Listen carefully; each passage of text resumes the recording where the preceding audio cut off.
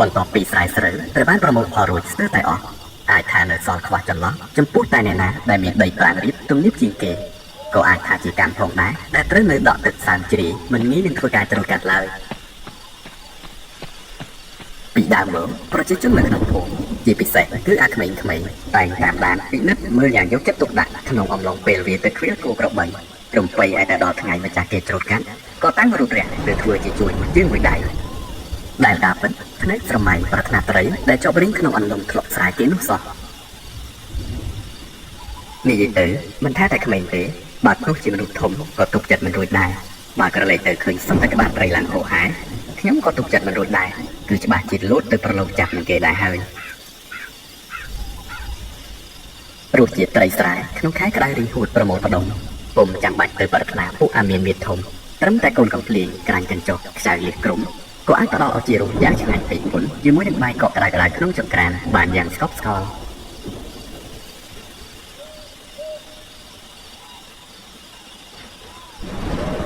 ផុតតែពីខែនេះទៅដីក៏នឹងត្រូវបានទុកចោលទំនេររហូតឆ្នាំថ្មីបន្ទាប់ទើបត្រឡប់មកភ្ជួររាស់វាឡើងវិញ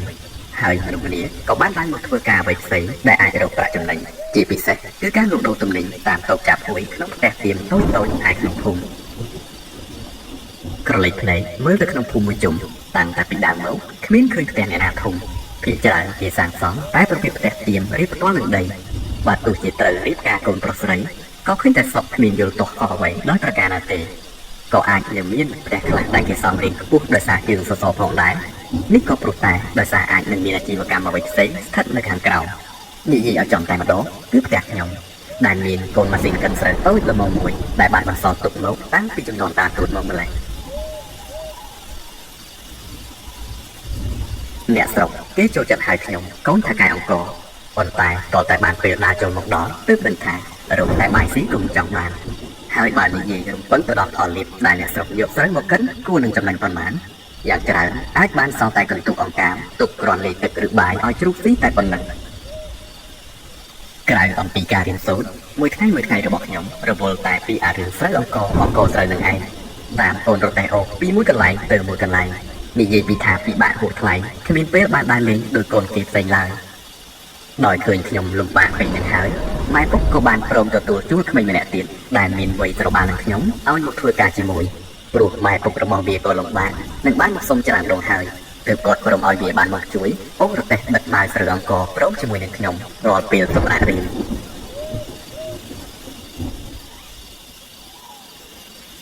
អាហ៊ីនវាមានផ្ទះរំលងតែប៉ុន្មានក្បាលដីដែលរាប់ពីម្ដុំផ្ទះខ្ញុំនេះទៅ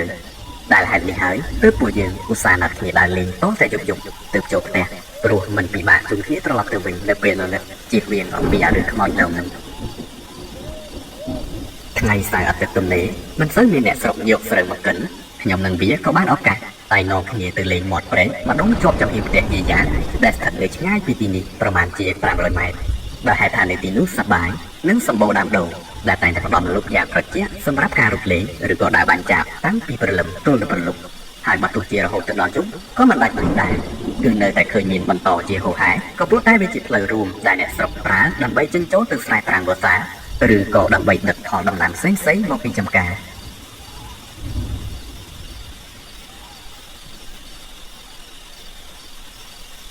ដើមដូងធំខ្ពស់ដុំពុតពេនតាមមាត់ព្រែកចោលនៅលុបធៀងមេឃបិទបាំងពន្លឺថ្ងៃ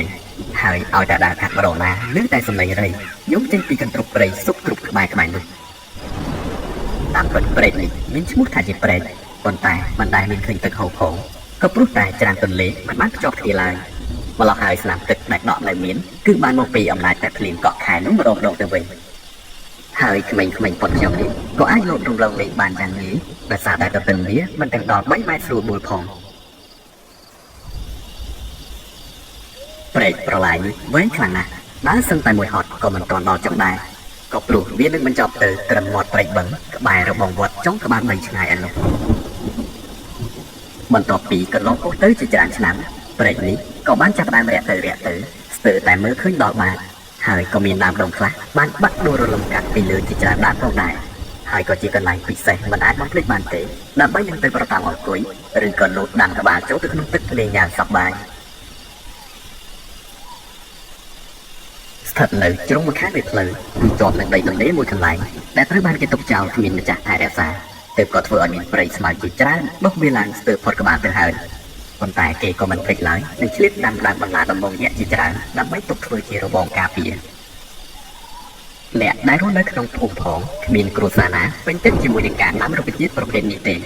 ក៏ព្រោះតែវាតែបង្កនៅគុណវិបត្តិជាច្រើនមកដល់ការរស់នៅជាមួយនឹងបន្លាដ៏មុតស្រួចរបស់វានឹងតែម្ដង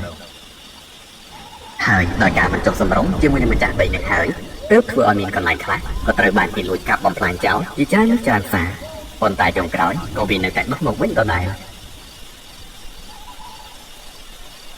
និយាយពីសាសាឡាព្រះសង្ឃនិយាយតាចាស់ឲ្យតែបានដើរកាត់ផ្លូវនេះម្ដងណាគ្មានថាលោកបានមួយពេលណាទេអំពីការមុតបន្លារបស់វានោះរហូតដល់មានគ្រោះថ្នាក់ខ្លះឈានទៅដល់ចូលពេទ្យក៏មានជាក់ស្ដែងដូចជាហេតុការណ៍ដែលបានកើតឡើងកាលពីប៉ុន្មានខែមុនគឺអភ័ក្រត្រូវជាមិត្តរបស់ខ្ញុំម្នាក់ដែលវាបានជិះកង់កាត់តាមផ្លូវនោះក៏ត្រូវបានឆ្កែដេញហើយក៏ជ្រុលដួលជាច្រើនត្រឡប់ប៉ុន្តែអ្វីដែលកំសត់គឺមិនមែនរបួសដោយសារឆ្កែខាំឬក៏ដួលកង់ទេប៉ុន្តែគឺបែរជាស្ទើរស្លាប់ស្ទើររស់ដោយសារតែខ្ទាតចូលទៅក្នុងបន្លាដំបងយក្សនោះទៅវិញនេះបានហៅថាអសកម្មមែនដើរឡើងមកលើបន្តិចរហូតមកដល់ច្រកបំបែកខាងមុខគឺជាផ្លូវលំក្រាបគ្រូក្រហមដែលមានផ្ទះពីរគ្រួសារនៅអមនិងមានដើមអំពៅធំមួយដើមជាប់នៅនឹងមាត់ផ្លូវដែលជាធម្មតាតែឃើញមានអ៊ំចាស់មកអង្គុយពិសាតែពិភាក្សាគ្នាលេងរៀងរាល់ពេលល្ងាចហើយឆ្ងាយពីនោះប្រមាណជា 4-5 ម៉ែត្រក៏មានកន្លែងជាងប៉ះកង់ម៉ូតូតូចមួយដែលតាមដឹងគឺជារបស់អ៊ំប្រុសចំណាស់ម្នាក់ពីមុនធ្លាប់ឃើញគាត់ប៉ះកង់តាមរទេះអូសរុញចល័តទៅមកតែម្នាក់ឯងដោយគ្មានឃើញគ្រួសារកូនចៅឯណាទេដល់មកឥឡូវប្រហែលជាការកបចុះផ្លូវហ្នឹងទើបសម្រាប់ចាត់ធ្វើកូនរោងមួយហើយស្នាក់នៅជាអចិន្ត្រៃយ៍តែម្ដងទៅនេះក៏អាចថាគូផ្សំនឹងត្រូវចំកន្លែងហុងស៊ុយល្អ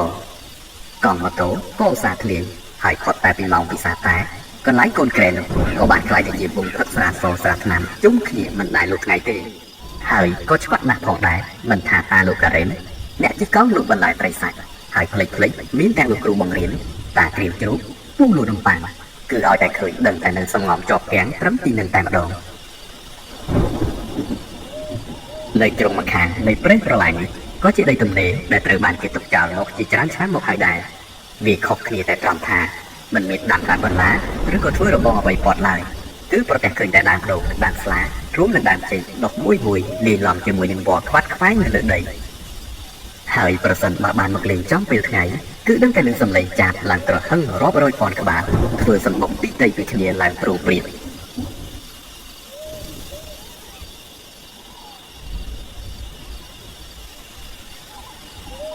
កន្លងផុតទៅជាច្រើនខែទុកលំបាកក៏កាន់តែមានច្រើនហោហែដោយព្រោះតែយាយាបានបដូរមុខរបរពីអ្នកធាក់កង់លក់ត្រីបែរជាមកធ្វើជាអ្នកច្នៃធ្វើប្រហុកផ្អកនៅផ្ទះតខ្លួនវិញរឿងដែលមិនល្អនោះគឺនៅត្រង់ថាសំណល់ក្បាលកន្ទុយត្រីទាំងអមាលម៉ានគឺគាត់បែរជាយកទៅចាក់ចោលនៅក្នុងព្រៃប្រឡាយនោះបណ្ដាលឲ្យជះក្លិនឡើងស្អុយស្ទើរតែដកដង្ហើមស្ទឹងតែមិនចង់រួចគ្មានអ្នកជិតខាងឯណាហ៊ានទៅណែនាំគាត់នោះទេដោយសារតែគាត់គឺជាមនុស្សដែលរឹងរូសហើយដោយព្រោះគាត់ជាម្ចាស់ដីជាប់ព្រៃនឹងស្រាប់ផងទើបចេះតែបណ្ដោយឲ្យរឿងនេះវាកាន់តែធំទៅរហូតមានអ្នកមិនដឹងឯណាហ៊ានជ្រុលខ្លួនដើរកាត់តាមផ្លូវនោះគឺច្បាស់ជាត្រូវឮសំឡេង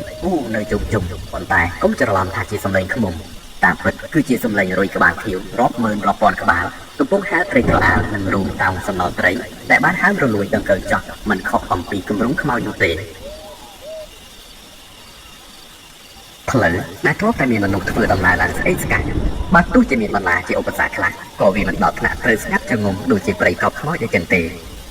នេះក៏សំណាងហើយដែរដែលមិនសូវមានមនុស្សដែលបានមករស់នៅក្បែរនេះកុំអីខ្ញុំនិងអាហ៊ីត្រូវជួបកាន់ក្រាស់និងត្រូវអូសទាញរទេះមកកាត់តាមទីស្អុយនេះស្លាប់មិនខានទឹកដែលមានដក់ជាប់នៅក្នុងប្រឡាយឥឡូវបានប្រែក្លាយទៅជាក្រហមខ្មៅចោលក្លិនអាសោចដូចជាខ្មោចមិនទាន់កប់ជះមេរោគអាក្រក់ទៅដល់ការលូតលាស់របស់រុក្ខជាតិក្បែរឲ្យមកស្វិតរញោមខ្លោចជាបន្ត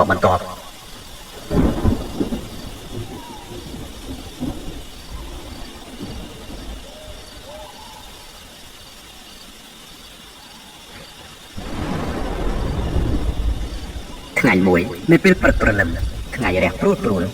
មិននឹកស្មានថាខ្ញុំអាចបន្តដេកលងលុកយ៉ាងស្រួលដោយមិនមានឮសំឡេងរំខានពីស្នូម៉ាស៊ីនកិនស្រូវរបស់ពុក ដែលជាធម្មតាតែងតែលឺស្ទើរតែបែកក្រដាស់ទៅជាទៅហើយឲ្យតែដល់ថ្មនេះឡើងបន្ទាប់ពីបើកភ្នែកស្ងាត់ជ្រុងសក់ដែលចុះទៅក្រោមក៏ប្រទេសអ្នកភូមិប្រមាណ 5-6 នាក់បាននឹងកំពុងឈរជំនុំពិភាក្សាគ្នានៅក្បែរកំណោបាល់ស្រូវជាប់ទៅនឹងរបងក្រឡេកទៅឃើញអាហ៊ីងកំពុងអង្គុយចំហមាត់ស្ដាប់គេនិយាយឡើងស្លុងនៅលើរទេះរុញស្រូវ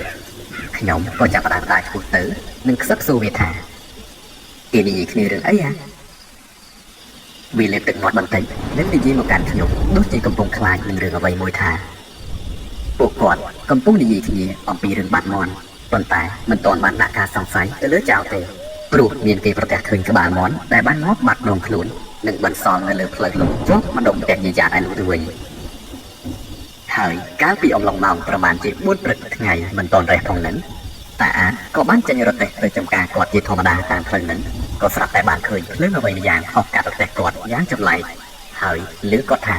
មានទាំងភ្នែកមានទាំងសក់មានមុខមានមាត់ជាក្បាលមនុស្សតែអត់មានដងខ្លួនទេនឹងបានហោះចូលទៅបាត់ត្រង់ម្ដុំផ្ទះយាយហ្នឹងទៅ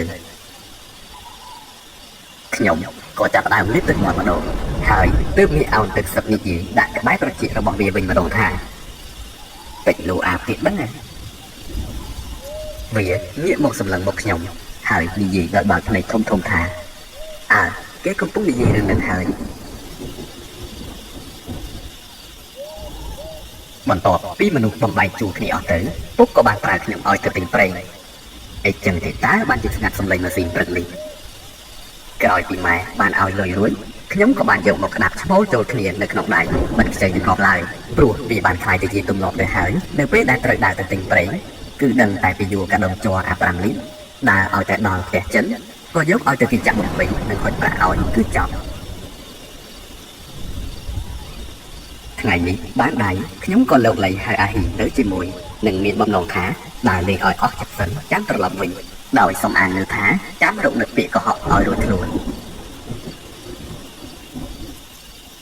ដើរនៅតាមផ្លូវកំពុងតែស្រមើស្រមៃទៅដល់រឿងអាមដែលគេបាននិយាយមុននោះផងដឹងអីវាសុយគិតមិនផុតតែម្ដងត្រូវដើរកាត់តាមផ្លូវនោះដោយជិះមិនរួចដើម្បីទៅទិញប្រេងដែលគេលក់នៅឯផ្លូវថ្នល់ជាតិគ្រាន់តែដើរមកដល់ដើមអំពៅធំត្រង់កន្លែងដែលគេធ្លាប់ជំនុំស៊ីផឹកជាអចិន្ត្រៃយ៍ឥឡូវបែរជាស្ងាត់សូន្យឈិនគឺតែសំឡេងរៃកំពុងយំមួយឈ្នះអស់ដៃនៅលើដើមតោអាយ៉ាការពិតនៅសល់តែប៉ះកង់មួយដែរតាដែលគាត់កំពុងអង្គុយយកយល់ខកដំណើរប្រហែលជាស្រវឹងដល់ហើយតាមមើលទៅនោះទើបអង្គុយផ្អែកខ្នងបើកភ្នែកមិនចង់រួចរកតែមេឃចាំងពលឺថ្ងៃមកមិនទាន់មួយថ្ងៃឃើញតែពីផឹកស៊ីខ្លួនប្រានឡើងស្គមក៏គ្រិចសក់របាយអាចខ្លាក៏ជាអ្នកបោះមេចាំចាប់រកអ្នកដំណើរណាឲ្យតែចេញយាត្រាកាត់មុខនឹងគឺដឹងតែកាក់ហៅផឹកមិនរួចម្នាក់ណាទេខ្ញុំស្អប់គាត់ខ្លាំងណាស់ត្បិតជាមនុស្សចាស់ប៉ុន្តែសំដីគ្មានពីរោះអ្វីបន្តិចឡើយឃើញក្មេងកាលណាដឹងតែបើកភ្នែកស្រែកដល់ហើយមកសុំម្នាក់100យកទៅបន្តទិញស្រាថ្នាំផឹកធ្វើមិនដឹងហើយបើសិនជួបក្មេងណាមិនឲ្យក៏តាំងធ្វើខឹងចាប់ផ្ដើមប្រឹងស្រែកសម្លុតដោយទឹកមុខគួរឲ្យខ្លាចដោយដឹងទំនាស់របស់គាត់បែបនេះហើយទើបខ្ញុំបានត្រៀមខ្លួនជាមុនដោយប្រាប់អាហ៊ីងកុំឲ្យនិយាយស្ដីហើយលើកលែងដើរលោកដោយប្រុងប្រយ័ត្នប៉ុន្តែនិយាយទៅវាដូចជាកម្មក្រាស់វាបែរជាដើរប្រហែសទៅជាន់បន្លាដំបងយក្សស្រែកអាយុអាយ៉ារំពងព្រៃរហូតធ្វើឲ្យតាប៉ះកង់ភ្ញាក់បើកភ្នែកនិងរត់មករំពៃហើយចាប់ផ្ដើមលាដៃថាឲ្យលុយខ្លះមកអញទិញស្រាផឹកខ្ញុំបំរុងនឹងរត់ប៉ុន្តែនឹកអាណិតអាហ៊ីដែលកំពុងមុតជើងអង្គុយអុកមុតទាញបន្លាចេញទាំងទឹកភ្នែកក៏ឆ្លៀតចោលភ្នែកងាកទៅមើលមុខតាប៉ះកង់ទាំងភ័យញ័រអស់ខ្លួនប្រាណក៏ប្រឹងប្រម៉ែប្រមូលអារម្មណ៍ទាំងអំបាលម៉ានប្រឹងសម្លឹងនឹងខំមាត់និយាយសម្លុតទៅគាត់វិញភ្លាមថាលុយនេះឲ្យខ្ញុំទុកឲ្យទិញប្រេងទេអត់មានលុយរីទំនេរទុកឲ្យតាឯងទិញស្រាផឹកអត់ប្រយោជន៍ឡើយតាប៉ះកង់ខឹងមុខឡើងក្រហមប្រឹងបើកភ្នែកធំនិយាយមកកាន់ខ្ញុំថាអញនឹងយកថ្លើមប្រមាថពួកឯងមកឆាខ្ញីខ្លាញ់ស្រានឹកទៅដល់អាហ៊ីគ្រាន់តែលឺភ្លាមកាលណាវាក៏ងើបស្ទុះស្ទាប្រវេប្រវាទាញដៃខ្ញុំរត់ផុយដៃសំពងទៅមុខរហូតឆ្ងាយពីគាត់ទើបឈប់យកដៃច្រត់ជង្គង់ដកដង្ហើមដង្ហក់ស្ទើរតែដាច់ចោលស្លាប់ម្ដងទើបតែរត់ឃ្លាតឆ្ងាយផុតអំពីតាប៉ះកង់ឥឡូវជើងក៏បានតម្រង់ដើរមកដល់ទន្ទឹមនឹងខាងមុខផ្ទះយាយាមើលមួយផ្លែតដូចជាគ្មានឃើញកន្លែងណាស្អាត និយាយពីស្ងាត់ដូចជាផ្ទះគ្មានមនុស្សរស់នៅខ្សែហុយអណ្ដែតចេញពីគំនរសម្រាមតែបានដុតចោលក្បែរដីរបងហោះហើរអណ្ដែតទៅវិលក្រោមម្លប់ឈើងងឹតព្រាលគួរឲ្យព្រឹកក្បាលពីអ្នកអាហ៊ីដែលកំពុងដើរយ៉ាងលឿនបំណងឲ្យផុតចេញពីទីនេះឆាប់ក៏ស្រាប់តែមកដល់កន្លែងដែលគាត់ចាក់កាក់សំណល់ត្រីនោះចោលទៅក្នុងប្រឡាយឆ្ងាយពីនេះប្រមាណជា5ម៉ែត្រចោលក្លិនមកចង់សន្លប់ដួលនៅលើដីវាស្អុយលើអំពីក្លិនត្រីគ្រាន់តែដើរចិត្តពិតមិនហ៊ានស្រមៃថាវាក៏ខ្វក់និងក៏គ្រិចកម្រិតណាស្នូសម្លេងរុយលន់សូអ៊ូដូចជាខ្មុំចាំសម្បុកកំពុងចោមរោមសម្រុកតោងនៅខ្មៅនេះ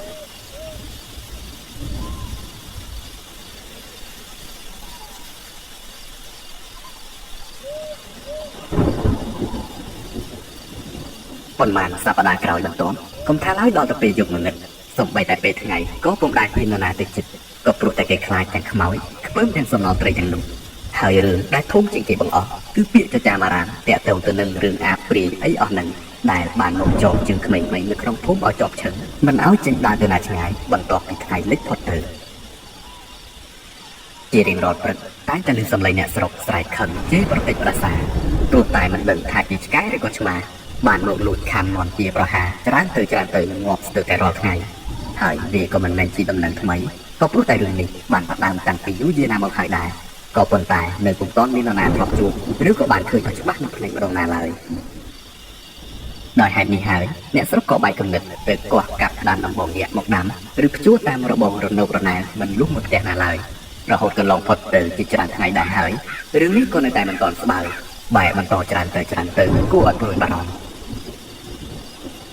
អំពីរឿងដំបងយក្សគ្មានប្រសិទ្ធភាពហើយនៅក៏មានអ្នកស្រុកខ្លះចាប់ផ្ដើមក្មេងៗទៅយកចំបើងមកចងធ្វើជាទីងមងនិងពាក់ខោអាវឲ្យដាក់បញ្ឈរនៅតាមរបង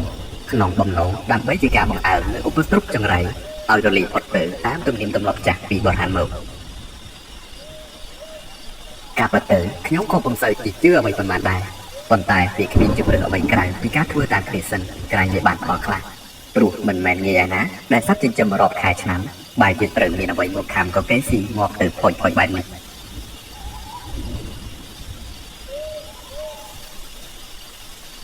រាល់ពេលថ្ងៃចិត្តលិចបាត់ពន្លឺទៅខ្ញុំនិងអាអ៊ីក៏មិនដែរបងឯងបងអង្គនៅខំប្រឹងតែអូសបាយអង្គស្រូវត្រឡប់យកទៅម្ចាស់គេនីមួយដែលបានដាក់មកកិនកាលពីពេលព្រឹក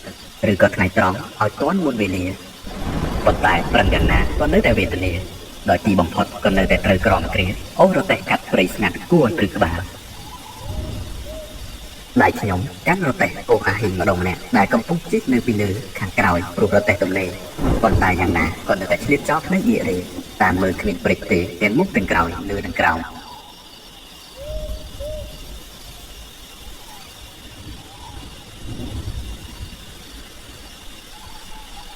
យប់មួយម៉ោងប្រមាណជា7កន្លះគ្រួសារខ្ញុំកំពុងធ្វើម្ហូបមិនទាន់រួចរាល់ដោយបោកបញ្ចូលសមាជិកឯណាហ៊ីម្នាក់ទៀតផងដែរក៏ព្រោះតែថ្ងៃនេះពុកបានធ្វើមាន់ដុតយ៉ាងឆ្ងាញ់ពិសាហេតុដោយនឹកឃើញថាបើទុកនៅច្រើនពេកវាចំណេញតែមានស្អីខាំងាប់អស់អាសាបងដដែលទើបចាត់ការយកមកធ្វើម្ហូបបណ្ដាទៅបន្ទាប់ពីស្រស់ទឹកក្តៅហើយខ្ញុំនិងអាហ៊ីក៏ចាប់ផ្ដើមអង្គុយបោចរុំសម្អាតយ៉ាងយកចិត្តទុកដាក់នៅចំហៀងក្រោមផ្ទះក្បែរពេញទឹកខាងក្រោយពាក្យថាយកចិត្តទុកដាក់ពុំមែនសំដៅទៅលើការបោចដោយប្រុងប្រយ័ត្នខ្លាចខូចសាច់មាន់ទេប៉ុន្តែគឺប្រយ័ត្នទៅនឹងការដកយកស្លាបមាន់អាណាឡទុកយកទៅលេងលំអជាមួយនឹងកូនទូកនៅបណ្ដែតទឹករបស់ខ្ញុំឯនោះទៅវិញទេនិយាយទៅតតែអ្នកដែលធ្លាប់លេងកូនទូកនៅទើបយល់ច្បាស់អំពីនីតិវិធីនេះរវល់តែដកដើមស្លាបមាន់គ្នាពេលវេលាក៏ចេះតែបន្លាយទៅមុខយ៉ាងយូរមករហូតតតែម៉ែស្រែកសួរពីលើផ្ទះមកខាងអាដាយអើយបោចរុំមាន់ហើយទៅនៅយកចង់កណ្ដាលត្រិះទៅវិញហើយមិនដឹងថាថ្មណាបានស៊ីទេបន្ទាប់ពីឮសំដីគាត់ខ្ញុំក៏ប្រញាប់ស្រែកជម្រាបទៅគាត់វិញថាបានម៉ែចិត្តរួចហើយសល់តែសម្អាតថ្លើមកក់បន្តិចទៀតទៅហើយយកងងឹតខ្យល់ត្រជាក់ផាត់មកដូចជារងាខ្លាំងណាស់ពួកខ្ញុំក៏បានរូបរះកាត់លាងសម្អាតយ៉ាងញាប់ដៃហើយក៏លើកលែងប្រមូលខ្ចប់សំណល់សម្រាមពូវៀនដាក់នៅក្នុងកន្លែងកណ្ដៀតក្បែរម៉ាស៊ីនចាំឆ្អិននិងហូបហើយពេលណាចាំចុះត្រឡប់មកក្រោមវិញដើម្បីដាក់បាយឲ្យឆ្កែស៊ីនិងឆ្លៀតយកវាទៅចោលព្រោះឥឡូវម៉ែកំពុងដង្ហើយមកច្រើនលើច្រើនសារណាស់ហើយមុននឹងដើរឡើងទៅលើផ្ទះអាហ៊ីងក៏បានយកមាន់ទៅលាងទឹកចុងក្រោយទៀតតែខ្ញុំក៏បានលាងដៃសម្អាតខោនៅក្បែរវារងចាំ និយាយអំពីស្ថានភាពជំវិញផ្ទះខ្ញុំឲ្យតែពេលងងឹតគឺដឹងតែគួរឲ្យខ្លាចខុសអំពីផ្ទះអ្នកដទៃក៏ព្រោះតែពុកមិនដែលទុកឲ្យដីទំនេរគឺដាំដុះដំណាំឡើងជុំចិត្តសឹងតែរកផ្លូវដើរទៅមុខឬក៏ទៅក្រោយមិនចង់ឃើញជាពិសេសគឺចំការចែកខាងក្រោយនឹងតែម្ដងអង្កាមឡើងក៏ជាពំនូដូចជាភ្នំក៏រាប់ថាជាក្តីសុខនៃទ្រនឹងរបស់ឆ្កែនិងឆ្មាដែលតែងតែទៅសំណងអ្នកខ្លួនពួកអាត្មាមិនខ្ចីដើរទៅណាលើកលែងតែពេលវាទីបាយ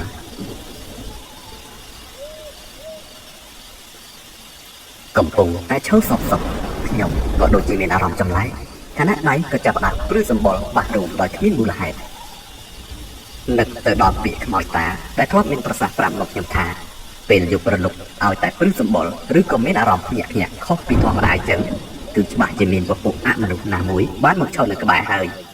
ឬក៏អាចថាជាអំណាចនៃជំនាញផ្ទះដែលគេបានមកផ្ដល់ប្រផ្នូលនៃហេតុដើម្បីឲ្យយើងចាប់ផ្លឹកទទួលដឹងថាប្រហែលជានឹងមានរឿងអ្វីមិនល្អអាចនឹងកើតឡើងខ្ញុំរៀនភ័យតិចប៉ុន្តែក៏មិនបានកក់ស្លុតអ្វីដែរក៏ព្រោះតែទឹកដីនេះគឺជាផ្ទះរបស់ខ្លួនឯងពិតមិនងាយខ្លាចបរិបត្តិទេបន្ទាប់ពីអាហ៊ីនាងមន់រួចយើងក៏បានដើរចេញពីទីនេះនិងដើរសម្ដៅឡើងទៅលើផ្ទះប៉ុន្តែមកដល់កាន់ចណ្ដាលខ្ញុំក៏ឆ្លៀតងាកក្របីភ្នែកមកជុំខ្លួនព្រោះខ្លាចមានចោរសត្វសាហាវឬជនណាដែលមានបំណងមិនល្អកើតមាននិយាយមកដល់រឿងអារម្មណ៍ទទួលដឹងស្ដាប់ទៅវាហាក់ដូចជាកំ pl ែងប៉ុន្តែការពិតដែលធ្លាប់លើចាស់ទុំបានដំណើរតគ្នាមកថាផ្ទះនីមួយគឺសុទ្ធតែមានអ្នកថែរក្សាការពារប្រសិទ្ធិដោយមុនអាគមជាថាបាលីសីមាចងចាក់មិនតិចទេហើយក៏មានផងដែរទាំងការប្រោះព្រំអំពីសំណាក់ព្រះសង្ឃរាល់មុនពេលដែលត្រូវឡើងមករស់នៅលើផ្ទះថ្មីអ្នកអាចសម្គាល់មើលការសាងសង់ផ្ទះឈើពីមុនមកគេតែងសង្កេតឃើញមានក្រណាត់យ័ន្តពណ៌ក្រហមមួយផ្ទាំងដែលត្រូវបានគេគូសចាបាលីតាមបែបអរូបីបង្កប់នៃជាច្រើននៅក្នុងនោះហើយវាក៏មានវត្តមាននៅលើដំបូលផ្ទះតាំងតែពីផ្ទះទើបនឹងរៀបឡើងជាគ្រោងមកម្ល៉េះត្រឡប់មកនិយាយអំពីរឿងមាន់គ្រាន់តែមកដល់ម៉ែក៏បានយកវាទៅដាក់ក្នុងឆ្នាំងបំពៅជាមួយខ្លាញ់ដែលមានដាក់បន្ថែមជាមួយនឹងបន្លែប្រយោគចេកស្លឹកក្រូចសើចនិងសណ្តែកដីប៉ុន្មានគ្រាប់ប្រហែលជាកន្លះម៉ោងក្រោយមកគម្របឆ្នាំងក៏ចាប់ផ្ដើមកម្រើកតិចបង្ហុយចំហាយផ្សែងសចេញមកក្រៅដែលជាសញ្ញាថាមាន់ចិត្តឆ្អិនហើយម៉ែបានបើកគម្របដើម្បីចាប់បង្វិលឲ្យវាឆ្អិនសោះប៉ុន្តែក្លិនដ៏ឈ្ងុយឈ្ងុយក៏បានមកបំពេញក្នុងច្រមុះឲ្យគោពោះចង់តែដាច់ពមៀនអស់ទៅហើយនៅឡើយតែបន្តិចទៀតនេះនឹងបានឆៃឆ្ងាញ់មាត់មិនខានអាហ៊ីកំពុងអង្គុយបុកម្រេចឲ្យមាត់ដើម្បីធ្វើជាទឹកត្រីតែខ្ញុំក៏កំពុងយកដៃលាងបន្លែសាឡាត់ត្រសក់ដាក់ឲ្យស្រស់ទឹកទៅលើកញ្ច្រែងនិយាយចឹងដូចជាអត់ឃើញពុកចោលភ្នែកទៅចុងជញ្ជាំងខាងក្រោយក៏ឃើញគាត់កំពុងឈរចុះមាត់បង្អួចសម្លឹងទៅក្រៅយ៉ាងយូរដូចជាមានឃើញអ្វីប្លែកមួយស្រកបក់មើលបន្ទាប់ពីគាត់បានត្រឡប់មកវិញស្របពេលដែលមាន់ឆ្អិនល្មមហើយកម្មវិធីអាហារពេលយប់ក៏បានចាប់ផ្ដើមឡើងក្នុងពេលនោះតែម្ដងសាច់មាន់ស្រែមេចាស់ទើបក្រាបបានកូនមួយសម្បុកឥឡូវបានខ្លាចជាអាហារហូបចុកចំអាតក្រពះពេលរាត្រីដោយសារងាប់ពេកបន្តទុកក៏មិនរំពឹងអ្វីគឺមានតែចាប់ឆៃឲ្យតនវេលាមុននឹងបាត់បង់ខ្ញុំទទួលបានរបបជាជើងតែអាហ៊ីបានបេះដូងរួមនឹងកោះតែថ្លើមចុងស្លាមក្បាលក៏បានទៅលុបពុកទាំងអស់សល់ប៉ុន្មានសាច់ទៀតនោះទុកឲ្យទៅអ្នកម៉ែទាំងស្រុងប៉ុន្មាននាទីក្រោយម៉ែពុកក៏បានពិសារួចរាល់និងបន្តទៅអង្គុយពិភាក្សាគ្នានៅមាត់ចង្ដាលខណៈនៅខាងក្រៅមេឃក៏កំពុងចាប់ផ្ដើមរលឹមភ្លៀងនៅឡើយតែខ្ញុំបែរជាកំពុងអង្គុយអង្អៀមនៅស្ដាយជាឆ្អឹងដែលនៅមានជាមួយនឹងអាហ៊ីដែលកំពុងលាយបាយទៅក្នុងឆ្នាំងដុតមាន់នោះហើយច្របល់ចូលគ្នាជាមួយទឹកត្រីម្រេចដើម្បីប្រម៉ែប្រមូលយកឲ្យអស់នូវរសជាតិឡើងរលោងបានឆ្ងាញ់និងយកមកឆៃប្រណាំងជាមួយខ្ញុំសើចលេងយ៉ាងសប្បាយក្អាកក្អាយទម្រាំតែបាយទឹកចប់ម៉ោងចង់កណ្ដាលគ្រាទៅហើយរហូតតតែម៉ែស្រែកស្ដីឲ្យទើបពួកយើងប្រញាប់ប្រញាល់រៀបចានសម្អាតសំណោតផ្សេងៗទុកដាក់ហើយទើបដើរចុះទៅក្រោមផ្ទះដើម្បីដាក់បាយឲ្យឆ្កែស៊ីជាមួយនឹងឆ្អឹងដែលប្រមូលពីការហូបរួចមុននេះមកកំពុងតែដើរចុះបានមកត្រឹមពាក់កណ្ដាលចង្ដាលពុកក៏បានហាមប៉ាត់ថាកុំរវល់ដើរឆ្វេងឆ្វាយងូតទឹករួចប្រញាប់ឡើងមកលើផ្ទះដេកពួនវិញភ្លាមខ្ញុំបានត្រឹមស្ដាប់តែមិនបាននិយាយឆ្លើយទៅកាន់គាត់វិញទេព្រោះដឹងស្រាប់ណាស់ទៅហើយថាគាត់បារម្ភខ្លាចខ្ញុំរវល់នៅលេងជាមួយឆ្កែបន្តធ្វើឲ្យយឺតម៉ោងបន្ថែមចុះមកដល់ក្រោមមេឃដូចជារាំងបាត់ទៅហើយ នៅឡើយសល់តែដំណក់ទឹកតូចៗខណៈឯដីវិញរាំងសាំស្អិតរួមផ្សំនឹងស្នូលចង្រិតយំឲ្យត្រហឹងដូចជាចម្លែកហើយបាត់អស់នោះឆ្ងាយទៅណាបានមិនឃើញវត្តមាននៅទីនេះសោះឬមួយក៏តមហាយកខ្លាចខាត់កំពុងតែអោនយកបាយដេកឆ្អឹងចាក់ចូលទៅក្នុងផានបាយក៏ស្រាប់តែលឺអាហ៊ីងវាផ្អើលនឹងស្អីអ្វីមួយរត់មកបុកខ្ញុំវិចតែនឹងដួលសម្លឹងទៅមុខវាកំពុងបាក់ដេកធំចង្អុលទៅកន្លែងដែលយើងបានធ្វើមាត់ការពីល្ងាចទាំងរួមទាំងពូវៀនបានរប៉ាត់រប៉ាយខ្ចាត់ចាយដូចជាមានអ្វីបានមកស៊ីនឹងមានស្នាមអូសទៅតាមផ្លូវតម្រង់ទៅចំការចេកឯក្រោយផ្ទះខ្ញុំឈរជ្រុញចិញ្ចើមបន្តិចដោយនឹកគិតថាបើសិនជាឆ្មាមកស៊ីក៏ដូចជាវាមិនសមព្រោះឆ្កែរបស់ខ្ញុំកាចខ្លាំងណាស់ហើយវាក៏ជាសត្រូវស្លាប់រស់ជាមួយនឹងគ្នាដែរហើយបើត្រូវបន្ទោសទៅលើឆ្កែក៏វារឹតតែមិនសមក៏ព្រោះតែខ្ញុំស្គាល់វាច្បាស់គឺវាមិនដែលមកប៉ះពាល់របស់អីចឹងទេសូម្បីតែត្រីប្រឡាក់របស់ម៉ែហាលដាក់លើកម្រិតពៀនឬក៏សឹងតែរៀបផ្ទាល់នឹងដីក៏វាមិនខ្ចីទៅលូកស៊ីប្រដេកដាស់ទេបំរុងរៀបថានឹងចង់ស្រែកហៅវាហើយក៏បានលឺមកល្វើយនៅសំឡេងព្រុសកោះចេញមកពីក្រៅផ្ទះហើយស្គាល់ច្បាស់ណាស់គឺជាសំឡេងឆ្កែរបស់ខ្ញុំនឹងតែម្ដងប្រហែលជាដឹងថាខ្ញុំចង់ដើរទៅមើលតាមសំឡេងនោះអាហ៊ីងវាក៏បានហាមនឹងញីអង្វរកុំឲ្យខ្ញុំទៅដើម្បីត្រឡប់ទៅងូតទឹកហើយប្រញាប់ទៅដេកវិញប្រសើរជាងដោយសារតែយប់រៀនជ្រៅដែរណាស់ទៅហើយខ្ញុំក៏ខ្ជិលនឹងត្រឡប់មកងូតទឹកវិញហើយក៏ដើរឡើងទៅលើផ្ទះដេកលក់យ៉ាងស្កប់ស្កល់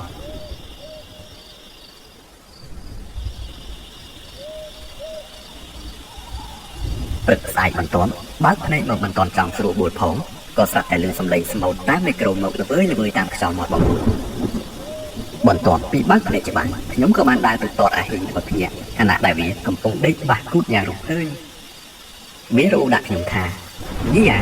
ហើយវិធីឯងមីនៅងឹតនៅឡើយសោះមកដាក់អញកំពុងតែដេកយល់សពស្រួលផង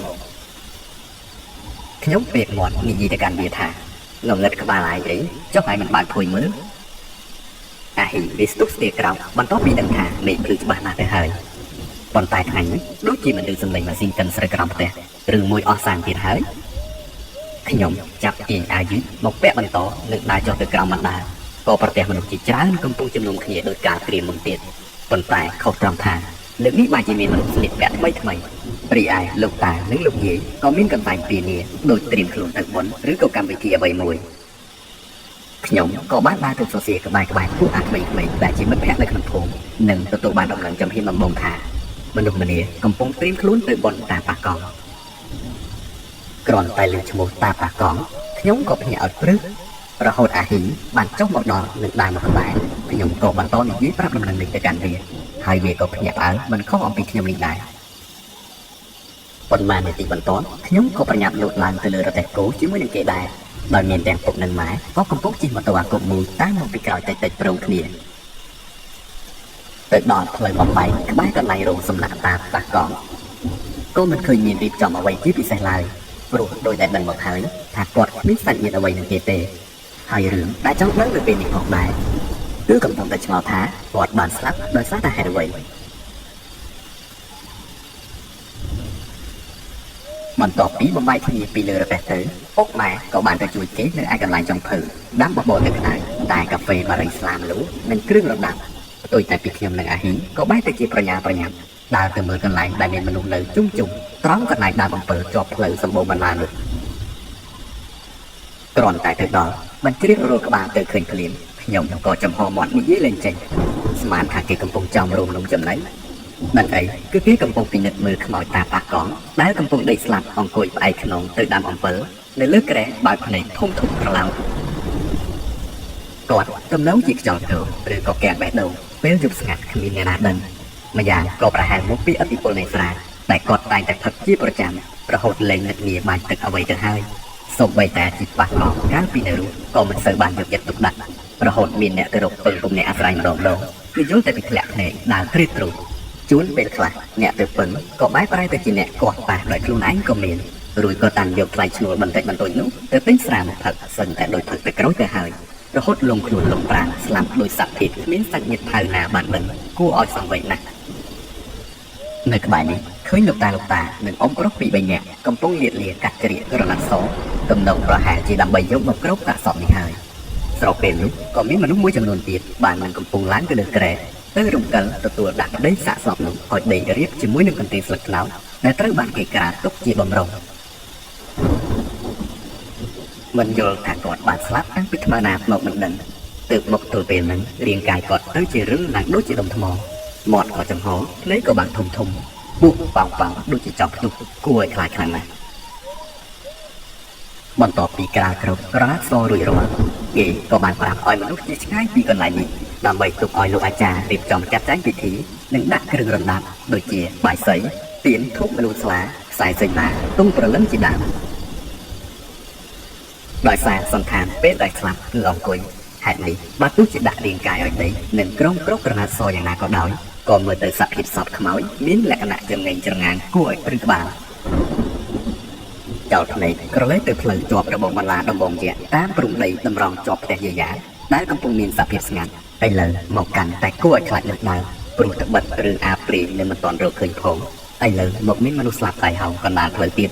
ឲ្យតែយ៉ាងនេះច្បាស់ណាស់គ្មានអ្នកណាហ៊ានមកបែរទេសំឡេងនៅលើខ្មោចយំល្វើយល្វើយពីចុងដងស្របពេលនឹងសំឡេងមីក្រូចាក់ស្មូតក៏កំពុងបន្លឺឡើងតិចតិចអាចចុងដើមអំពិលទំនងជាប្រហែលជាខ្ជិលដាក់មង្គលឫស្សីវែងឆ្ងាយកម្មវិធីកំពុងតែប្រព្រឹត្តតាមដំណើរដោយសុទ្ធសឹងជាការចូលរួមជួយពីបណ្ដាអ្នកភូមិស្រុកទាំងស្រុងអ្នកខ្លះក៏គ្រប់ដួលរហូតស្រក់ទឹកភ្នែកយំអ្នកខ្លះក៏បានត្រឹមធ្វើមុខស្រពោនក្រៀមក្រំដោយការអាណិតទាំងចាស់ទាំងក្មេងប្រុសនិងស្រីប៉ុន្តែយ៉ាងไรអីមេឃក៏ស្រាប់តែរលឹមមកយ៉ាងជោគជាំធ្វើឲ្យដីសាំងស្អិតពិបាកដើរបបិបបាច់ទឹកក្បាលស្ទើរគ្រប់គ្នាខ្ញុំបាននៅចាស់និយាយពីភាសាគ្នាថាខ្មោចនេះគឺត្រូវតែបូជាព្រោះគ្មានដីសម្រាប់កប់ទេដោយហេតុថាគាត់មិនមានដីធ្លីអ្វីនៅក្នុងភូមិនេះឡើយដែលតាំងពីដើមមកហើយអ្នកណាក៏ដឹងថាគាត់ត្រឹមតែជាជនពនាចររកស៊ីរស័ព្ទអណ្ដែតគ្មានគោលដៅអ្វីច្បាស់លាស់ដោយមេឃចេះតែបន្តរលឹមឥតដាច់សើមទាំងដីសើមទាំងមនុស្សរស់សើមទាំងសពដែលបានខ្លាប់ដេកច្រងាងនៅលើក្រែសើមទាំងអស់សម្រាប់ដុតចម្អិនអាហារនិងទំនើងដូចជាលឿនថាក៏មានអស់ខ្លះទុកសម្រាប់ដុតបូជាសពនឹងឯងប៉ុន្តែដោយសារតែភ្លៀងមកសើមដូចនេះមិនទាន់ដឹងថាគេនឹងដោះស្រាយដោយវិធីណាឡើយម៉ោងទើបតែប្រហែលជា3កន្លះរសៀលផ្ទៃមេឃឡើងងឹតស្លុបដូចជាជប់ម៉ោង 6:07 ម៉ែក៏បានហៅខ្ញុំនិងអាហ៊ីមកអង្គុយស៊ីបបរសនៅក្នុងរោងតង់ដែលគេចងសង់បណ្ដោះអាសន្នដើម្បីតែជ្រឹងដោយសារពុកជាអ្នកចាត់ចែងខាងផ្ទះបាយបបរពេលគាត់ដួលមកគឺសុទ្ធតែសាច់ឈាមជ្រូកបង្គាទាំងមឹកគេចាំបានថាគួរថ្លែងអំណរគុណដល់លោកពុកជាពិសេសដែលបានដឹងចិត្តកូនច្បាស់ពីអ្នកអាហ៊ីគិតតែពីកាយចោករហូតអស់ម្នាក់2ចានក្រូថែមទាំងឆាខ្វៃអស់4ទៀតមិនតែប៉ុណ្ណោះប៉ុន្មាននាទីបន្ទាប់ម៉ែក៏បានដើរមកក្បែរនិងកាន់បាយក្តាំងប្រឡាក់ទឹកត្រីបន្តិច 3-4 បន្ទះទៀតហុចមកឲ្យខ្ញុំនិងអាហ៊ីនិងមានប្រសាសន៍ប្រាប់ឲ្យខ្ញុំត្រឡប់ទៅផ្ទះវិញមុនព្រោះខ្លាចមេឃភ្លៀងខ្លាំងម្យ៉ាងក៏គាត់កំពុងជាប់ដៃនឹងជួយគេអាចទំនងជាយប់បន្តិចទើបបានត្រឡប់ទៅផ្ទះវិញតាមក្រោយក្នុងពោះនៅប៉ោងមិនទាន់ស្រកផងខ្ញុំក៏ចាប់ត្រកងយកបាយក្តាំងនោះមកទំពាញាប់មាត់ទៀតនិងនិយាយបដិសេធទៅកាន់គាត់វិញដោយមិនចង់ទៅទាំងថ្មនេះទេក្រោយមកគាត់ក៏មិនបានហាមអ្វីដែរគឺបានត្រឹមតែប្រាប់ថាកុំនៅយូរពេកហើយប្រញាប់ទៅផ្ទះទាន់ថ្ងៃនៅភ្លឺបន្ទាប់ពីអស់បាយក្តាំងក្នុងខ្លួនក៏មានកម្លាំងទើបប្រាស់ខ្លួនក្រោកដើរចេញទៅពីអ្នកអាហ៊ីទាំងមេឃកំពុងរលឹមសំដៅទៅមើលគេឯម្ដុំក្រែដាក់ខ្មោចមិនរុះព្រោះឮតែសំឡេងគេនិយាយគ្នាចេះចូលមិនដាច់មិនដឹងថាកំពុងមានបញ្ហាអ្វីនោះទេពេលទៅដល់ក៏ឃើញគេបានប្រមូលរបស់របរប្រើប្រាស់ពីមុនរបស់ខ្មោចតាប៉ះកង់ដូចជាមុងភួយខ្នើយខោអាវមុខយកមកដាក់កូននៅលើក្រែហើយក៏លើគេនិយាយផងដែរថានឹងដុតទៅព្រមជាមួយនឹងសពនឹងក្លិនស្អុយភីចាប់ដើមរសាត់ផ្សាយមកតិចតាមខ្យល់ដែលបក់បញ្ច្រាស់ពីទិសខាងលិចត្រង់ម្ដុំកន្លែងផ្ទះយាយាបោះកាកសំណល់ត្រីក្នុងប្រឡាយនោះខណៈនៅលើមេឃក៏បន្តងងឹតយូរក៏លន់សូផ្គរក្រហមព្រមដោយមានផ្លេចបន្ទូលមួយពីជ្រុងម្ខាងនៃព្រៃស្ងាត់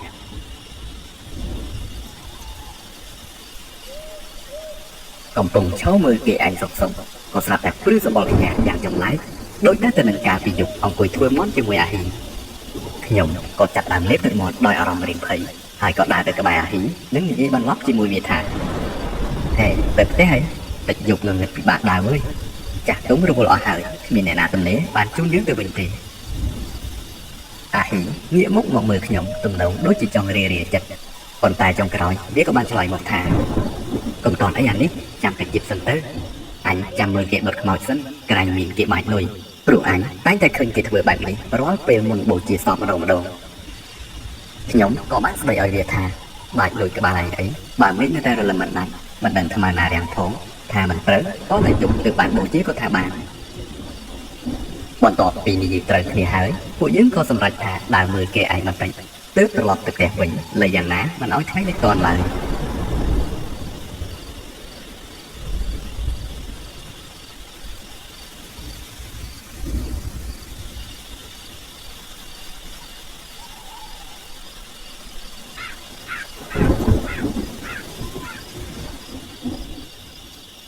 ក្រោយពេលបានមកដល់ផ្ទះខ្ញុំក៏ប្រញាប់រុតរះងូតទឹកញ៉ាំបាយហើយខត់អាហ៊ីងមិនឲ្យវាទៅផ្ទះឡើយដើម្បីឲ្យបានដេកនៅក្បែរគ្នាព្រោះមិនដឹងថាថ្មើរណាម៉ែពុកត្រឡប់មកវិញទេម៉ោងជាង7 យប់ផ្ទៃមេឃងងឹតស្លុបឮតែសំឡេងភ្លៀងរលឹមស្រេចស្រេចលុបបាត់ស្នូចង្រិតហ៊ីងកង្កែបទ្វារបង្អួចក៏ត្រូវបានបិទខ្ទាស់ជិតឈឹងយ៉ាងប្រុងប្រយ័ត្នដោយព្រោះការភ័យខ្លាចតាមរបៀបក្មេងៗដោយមិនចង់អស់ភ្លើងអាគុយទុកប្រើក្នុងពេលចាំបាច់ខ្ញុំក៏មិនបានចាប់អំពូលម៉ែតបំភ្លឺឡើយគឺត្រឹមប្រើចង្កៀងប្រេងកាតមួយក៏វាគ្រប់គ្រាន់ណាស់ទៅហើយល្មមតែអាចមើលអ្វីៗក្នុងផ្ទះបានពេលខាងក្រៅខ្យល់ខ្លាំងណាស់ធ្វើឲ្យរញ្ជួយញ័រដល់ទាំងចម្រឹងបង្អួចនិងទ្វារខាងមុខធ្វើឲ្យចិត្តខ្ញុំកើតក្តីមិនស្រណុកដោយចេះតែមានអារម្មណ៍ប្លែកៗនៅក្នុងខ្លួនយ៉ាងម៉េចមិនដឹងអាហ៊ីងវាដេកមើលសៀវភៅនិងស្ដាប់កុំវិទ្យុនៅចិត្តចង្កៀងជាប់សសរកណ្ដាលឃើញតែពីផ្កាប់ផ្កាចុះឡើងតែមួយសន្ទុះក៏ស្ងាត់មាត់ឈឹងដេកលុកត្រង់ជើងភ្លឹងប្រងដោយមានសៀវភៅគ្របពីលើមុខស្រមុកគ្រប់ខមេឃរលឹមស្រេចស្រេចប្រាស់ខ្លួនដាក់ក្នុងលើរនាបផ្ទះត្រជាក់ប្រដូចបានទៅនៅថ្នាំសំដងធ្វើឲ្យភ្នែកទន់ចំតែនឹងលំលក់ទៅភ្លាមប៉ុន្តែចេះតែនៅត្រង់ព្រោះខ្លាចជ្រុលដេកទៅម៉ែពុកមកដល់ហើយមិនលឺ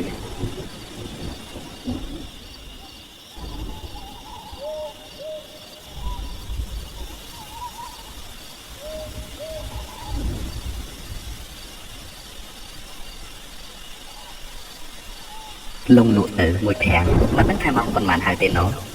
ងាកទៅមើលកូនវិទ្យុក្បែរអាហ៊ីឮតែសំឡេងឈរ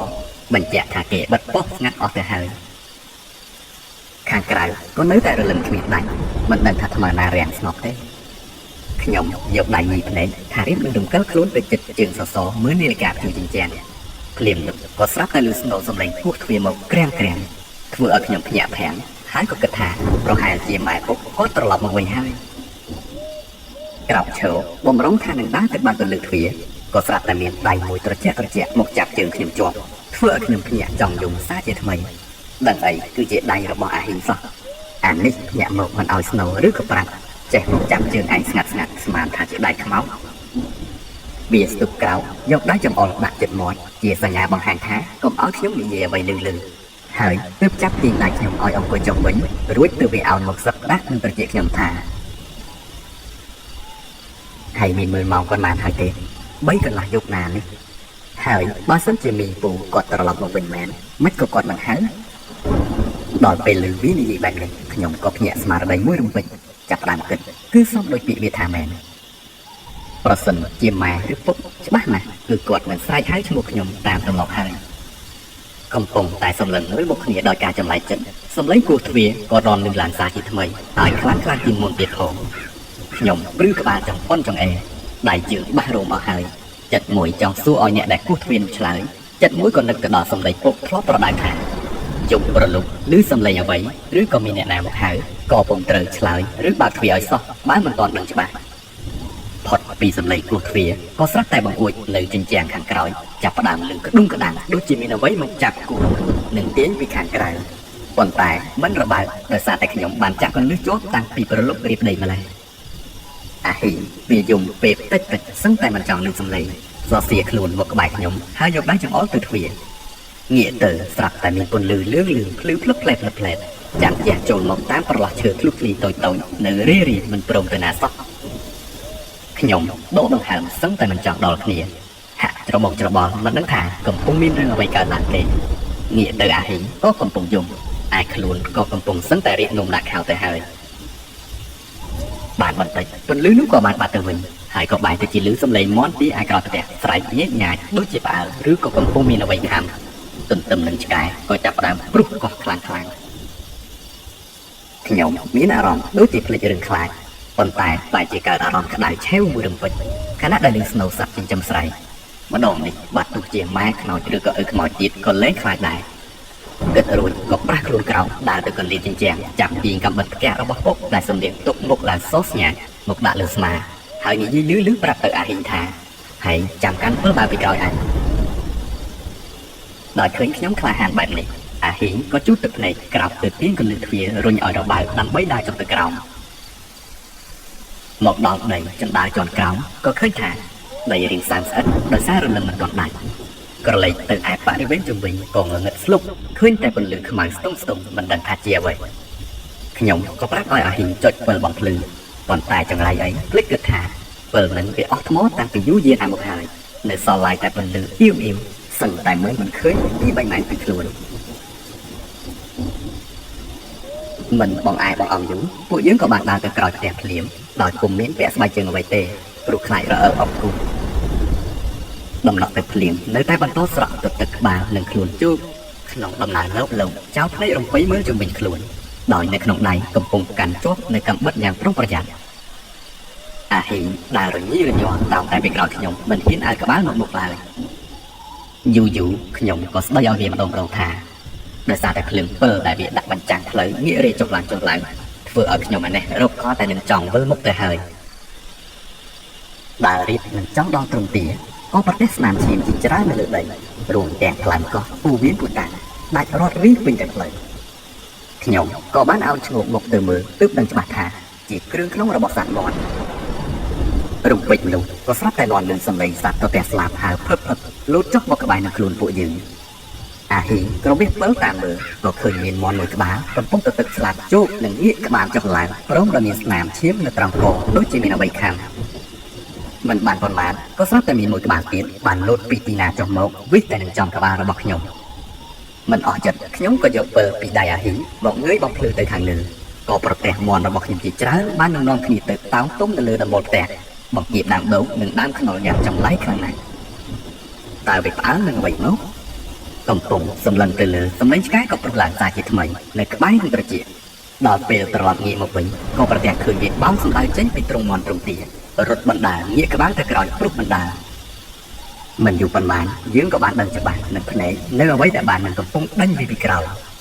វាគឺជាអាបដែលមានតែក្បាលសក់ខ្មៅវែងសំពីសំពងត្រឹមកចុះក្រោមមានតែពោះវៀនថ្លើមសួតព្យួរមកជាមួយសឹងតែមិនចង់ផុតពីដីនិងមានភ្លើងពណ៌រៀងលឿងខ្ចីភ្លឺផ្លឹកផ្លែតកំពុងហោះសម្ដៅមករកពួកយើងដោយសំឡេងក្រហមដូចទៅនឹងសត្វពិតមិនមែនមនុស្សឡើយ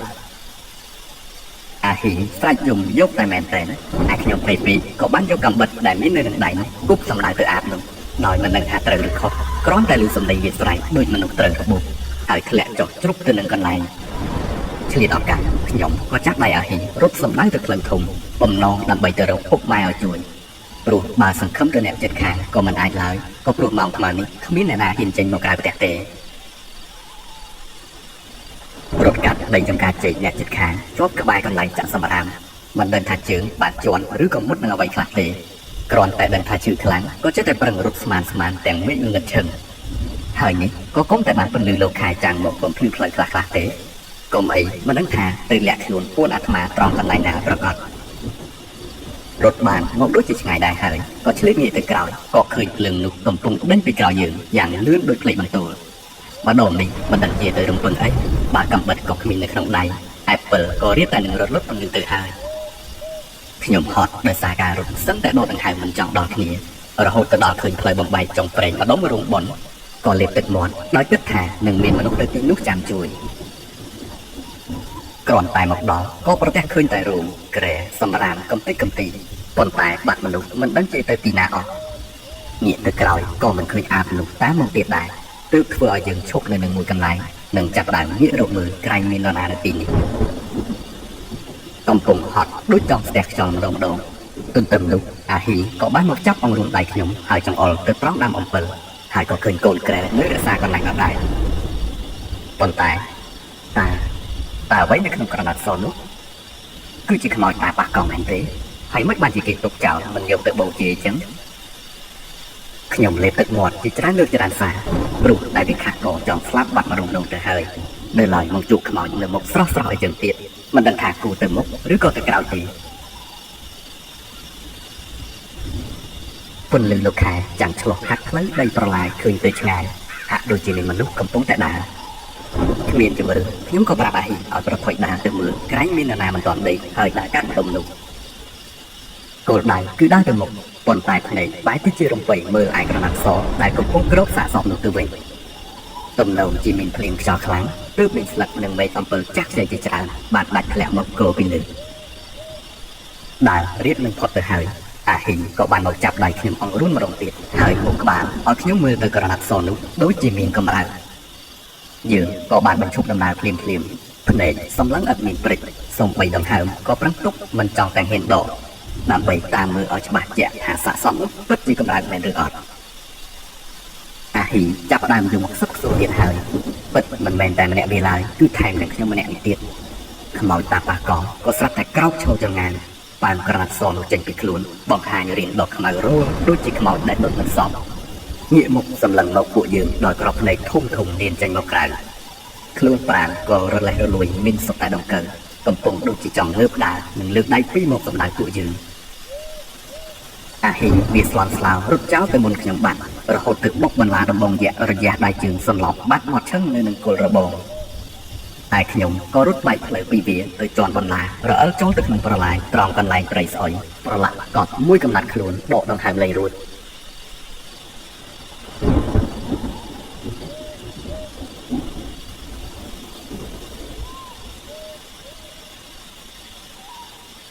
បើផ្លេចឡើងមកវិញហើយម៉ែនឹងពុកមកដល់ផ្ទះតាំងពីខ្មៅណាហើយខ្ញុំកំពុងរត់គេចពីខ្មោចនោះអីអាហ៊ីវាកំពុងអង្គុយកោបដងនៅក្បែរក៏បានងាកមុខមកសើចដាក់ខ្ញុំនិងនិយាយថាខ្មោចស្អីឯងដេកហៀទឹកមាត់មកមីមកមើលតតែថ្ងៃចាំងគូតទៅហើយនៅមិនទាន់ក្រោកទៀតងើបឲ្យលឿនមកជួយច្របាច់ខ្ទិះដូងប្រញាប់យកទៅឲ្យអ៊ំធ្វើនោះខ្ញុំក្រោកអង្គុយទាំងមិនអស់ចិត្តសក់ក្បាលបាសកន្ទ្រឹងដៃជើងខ្លួនប្រាណពោពេញទៅដោយញើសសឹងតែពូតយកទៅដាំទឹកផឹកបានអាចចឹងបានថា